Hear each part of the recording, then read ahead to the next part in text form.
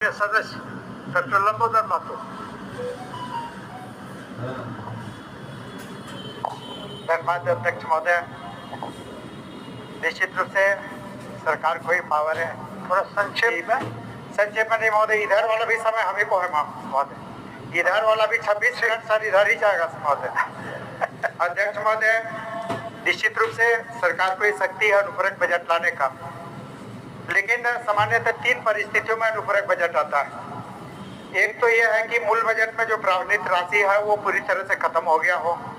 एक है कि सरकार को अगर कोई नई योजना या परियोजना लानी है वैसी स्थिति में, या जो बजट में प्रावधानित राशि वो अपर्याप्त हो गया महोदय। ये जो सरकार अनुपूरक बजट लाई, इनमें तीनों में कोई परिस्थिति लागू नहीं होती है।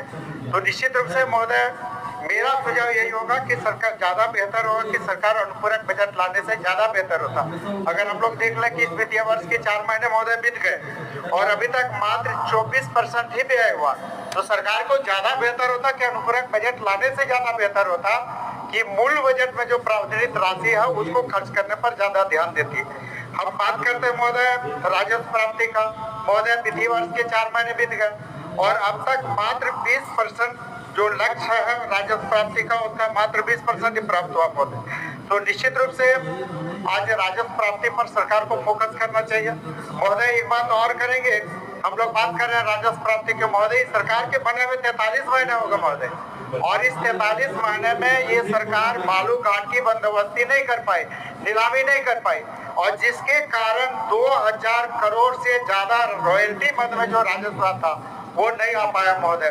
तो निश्चित रूप से ये बहुत गंभीर विषय है कि सरकार और सरकार के जो विभाग है उनकी लापरवाही की वजह से राज्य सरकार को 2000 करोड़ से ज्यादा राजस्व की क्षति हुई।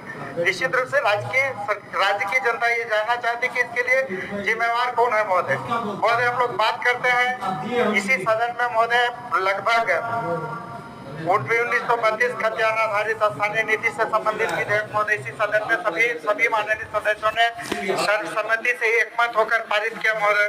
SC ST OBC का जो आरक्षण बढ़ोतरी का था, OBC को जो 27% आरक्षण देने का मामला था महोदय, SC ST के कर्मियों को प्रोन्नति में परिणामी वरीयता देने से संबंधित ये 3 विधेयक महोदय इसी सदन से पारित हुए।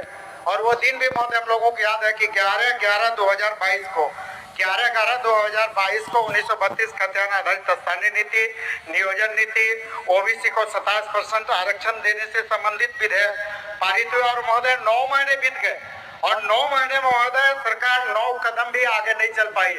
आज भी महोदय यहाँ पर 3,58,000 से ज्यादा वैकेंसी है। यहाँ के नौजुवक शिक्षित बेरोजगार रोड पर उतरकर आंदोलन कर रहे हैं, लेकिन आज तक नहीं हो पाया।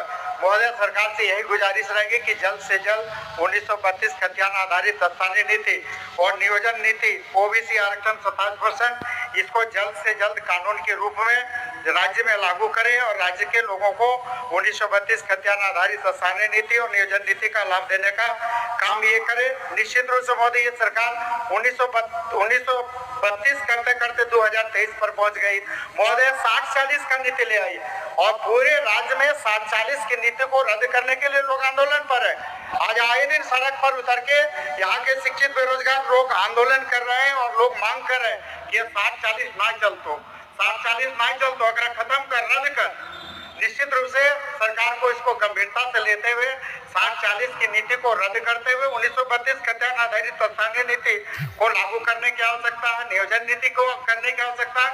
और महोदय इसी सदन में माननीय मुख्यमंत्री जी ने भी घोषणा किया था कि हम राज्य में जितने भी भूअर्जन, पुनर्वास और विस्थापन से संबंधित जो लंबित मामले हैं इसके समाधान करने के लिए हम लोग यहाँ पर विस्थापन आयोग का गठन करेंगे। महोदय मुख्यमंत्री जी के सदन में आश्वासन देने के बाद, सदन में वक्तव्य होने के बाद लगभग 43 महीने हो गए महोदय, आज तक विस्थापन आयोग नहीं बना। महोदय सरकार इसको गंभीरता से ले और इसको विस्थापन आयोग भी बनाने का काम करे। महोदय आज पूरे राज्य के किसान जिन सबसे ज्यादा कि अगर हम पूरे राज्य की बात करें महोदय तो आज पूरे झारखंड राज्य में सुखाड़ की स्थिति बनी हुई है। लगभग अभी हम लोग बात करें तो महोदय पूरे राज्य में जो वर्षापात की स्थिति है महोदय 42% से कम बारिश हुई है और 16 ऐसे जिले हैं जहां पर मात्र 30% भी बारिश नहीं हुई। और पूरे राज्य में अगर हम लोग देखें तो धान खेती का जो फसल आच्छादन है मात्र महोदय 12% है। 12% फसल उत्पादन हुआ है। जुलाई खत्म हो गया महोदय, हम लोग अगस्त में प्रवेश कर गए। तो अब सरकार को बिना विलंब किए हुए राज्य को सुखाड़ घोषित करने की आवश्यकता है, ताकि पूरे राज्य के किसानों को जो हताशा और निराशा की स्थिति बनी हुई है ये खत्म हो और निश्चित रूप से किसानों के हित में राहत का काम चले। और अभी माननीय प्रदीप जी ने भी कहा, और जो सच्चाई है, सच्चाई महोदय 2022 में भी पूरे राज्य में सुखाड़ की स्थिति हुई थी और सरकार ने पूरे प्रदेश को सुखाड़ घोषित किया था और सुखाड़ घोषित करने के बाद राहत की भी घोषणा की थी। और महोदय अभी भी लगभग 24 लाख किसानों को 2022 का जो किसान राहत की राशि है महोदय अभी तक नहीं मिल पाया।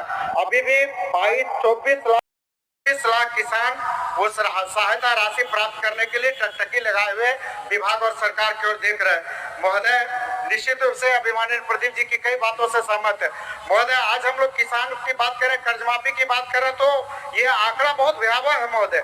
आज राज्य में किसानों की कर्ज माफी की स्थिति अत्यंत खराब है। सरकार ने प्रयास किया है, कुछ आगे सरकार बढ़ी है, लेकिन अभी भी अपर्याप्त है। आज हम लोग बात करें तो पूरे राज्य में लगभग 7,58,000 किसान कर्ज से दबे हुए और इनके विरुद्ध लगभग 4 लाख किसानों का सरकार कर्ज माफी की है। अभी भी 3,58,000 किसान कर्ज से दबे हुए। महोदय अगर हम लोग बात करें आंकड़े का तो लगभग पूरे राज्य में जो किसान है लगभग 7,000 कर्ज इन किसानों के ऊपर है और लगभग सरकार ने अभी तक 2,000 करोड़ का कर्ज माफी की है।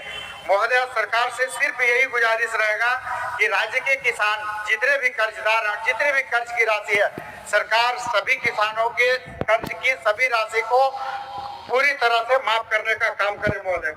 महोदय अभी हम लोग सुदीप जी का और कई मित्रों का अभी भाषण सुन रहे थे। महोदय मैं 2 शायरी की पंक्तियों के साथ, क्योंकि हम लोग सत्ता पक्ष को, सरकार को आईना दिखाने का काम करते हैं महोदय, तो लगता है कि 2 पंक्तियों के माध्यम से बहुत बेहतर हो जाएगा। महोदय ये पंक्तियां हैं कि वो दिन को रात कहें, वो दिन को रात कहें तो तुरंत मान जाओ, वो दिन को रात कहें तो तुरंत मान जाओ, नहीं मानोगे तो वो दिन में नकाब ओढ़ लेंगे, नहीं मानोगे तो वो दिन में नकाब ओढ़ लेंगे, जरूरत हुई तो हकीकत को थोड़ा बहुत मरोड़ लेंगे, जरूरत हुई तो हकीकत को थोड़ा बहुत मरोड़ लेंगे। वो मगरूर है खुद की समझ पर, वो मगरूर है खुद की समझ पर बेइंतहा, इन्हें आईना मत दिखाओ, इन्हें आईना मत दिखाओ, वो आईने को भी तोड़ देंगे, वो आईने को भी तोड़ देंगे। महोदय हम लोग तो सरकार को आईना दिखाने का काम करें। निश्चित रूप से जो बातें हम लोग बात कर रहे हैं महोदय, अभी हम बात करेंगे महोदय कि पूरे बैरमो अनुमंडल के लोग जिला बनाने की मांग को लेके आंदोलन पर है, कई पद यात्रा कर रहा है और सरकार ने महोदय इसी सदन में हमें तो वो तिथि भी याद है महोदय, 21 मार्च 2021 को सरकार की ओर से माननीय मंत्री मिथिलेश जी का आया था आश्वासन कि हम बैरमो अनुमंडल को जिला बनाने की दिशा में आयुक्त का प्रतिवेदन मंगा के कार्रवाई करेंगे। महोदय 2 साल हो गए, 2 साल में आज तक आयुक्त का प्रतिवेदन नहीं आया, न बैरमो अनुमंडल जिला बनने का सरकार अभी तक घोषणा की है। महोदय सरकार जो सदन में आश्वासन देती है उस आश्वासन को समय पूरा करे, ये सरकार से मांग है और सरकार निश्चित रूप से जो सरकार का आश्वासन इस सदन में 21 मार्च 2021 को आया था, सरकार आयुक्त का प्रतिवेदन मंगाए और बैरमो अनुमंडल जिसकी पॉपुलेशन 15 लाख से ज्यादा है, 7 से ज्यादा प्रखंड है, 15 थाने हैं, 6 ओपी है, अपना जुडिशरी और जिला बनने की सारी अर्हता पूरा करता। इसे कम पॉपुलेशन वाले, इसे कम ब्लॉक वाले, इसे कम थाने वाले अनुमंडल को हम लोग जिला 1972 का बना हुआ अनुमंडल आज भी जिला बनने के लिए वहाँ के लोग आंदोलन रहता है। महोदय निश्चित रूप से सरकार सदन में जो आश्वासन दी है उसको पूरा करने का काम करे। महोदय एक चीज और महोदय आग्रह करना चाहिए कि मेरे विधानसभा क्षेत्र का अधिकांश क्षेत्र जो ग्रामीण क्षेत्र है पूरी तरह से नक्सल प्रभावित है और उसमें से पूरे राज्य का सबसे फेमस है झुमरा पहाड़ और झुमरा पहाड़ का जो तलहटी क्षेत्र है महोदय, अभी गझंडी से हुरलुंग तक लगभग 88 करोड़ का एक पथ निर्माण की योजना है जिसकी तकनीकी स्वीकृति हो चुकी है। महोदय रजरप्पा से लेके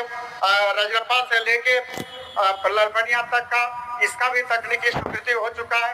निश्चित रूप से सरकार विशाल हृदय का परिचय देते हुए, सहृदयता का परिचय देते हुए ये दोनों नक्सल प्रभावित क्षेत्र में विकास की किरण पहुंचे, उन क्षेत्र में भी विकास हो, इसके लिए दोनों पथों को महोदय पूरा करने का काम करें। इसके साथ ही महोदय एक चीज और, आज ही हो गया, एक मिनट में सर खत्म करते हैं, 1 मिनट में सर खत्म कर दे महोदय। आज ही पटना हाईकोर्ट का एक बहुत सुंदर निर्णय आया महोदय, वो है कि बिहार सरकार अपने खर्च पर बिहार के लोगों को, आगे पिछड़ी जातियों या अन्य जातियों को उनका सामाजिक हक और अधिकार न्याय देने के लिए अपने खर्च पर जाति जनगणना करने का निर्णय लेते हैं और जाति जनगणना कर रहे हैं। और आज पटना हाईकोर्ट ने भी उसको मुहर लगा दिया, उसको जस्टिफाइड कर दिया महोदय कि जाति गणना समय के हिसाब से सामाजिक ताना बाना के लिए, सामाजिक विकास के लिए, सामाजिक न्याय के लिए जरूरी है।